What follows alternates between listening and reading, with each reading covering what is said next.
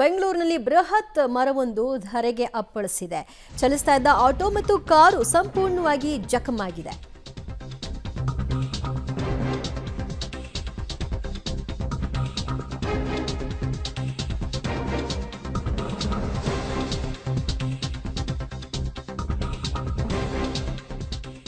ಬೆಂಗಳೂರಿನಲ್ಲಿ ಬೃಹತ್ ಗಾತ್ರದ ಮರವೊಂದು ನೆಲಕ್ಕೆ ಅಪ್ಪಳಿಸಿದ ಪರಿಣಾಮ ಚಲಿಸ್ತಾ ಇದ್ದ ಆಟೋ ಮತ್ತು ಕಾರು ಸಂಪೂರ್ಣವಾಗಿ ಜಖಮಾಗಿದೆ. ಆಟೋ ಚಾಲಕ ಬಚಾವಾಗಿದ್ದಾರೆ, ಪ್ರಯಾಣಿಕರಿಗೆ ಸ್ವಲ್ಪ ಗಾಯವಾಗಿದೆ.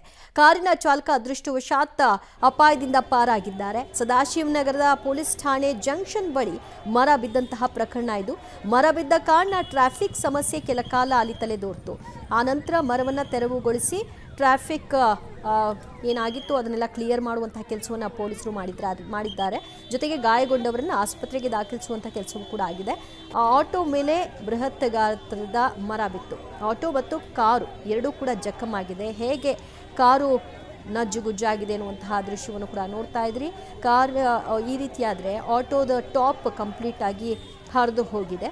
ಆಟೋ ಮೇಲೂ ಕೂಡ ಬಿದ್ದ ಪರಿಣಾಮ ಆಟೋನಲ್ಲಿ ಪ್ರಯಾಣಿಸ್ತಾ ಇದ್ದ ಪ್ರಯಾಣಿಕರಿಗೆ ಗಾಯವಾಗಿದೆ.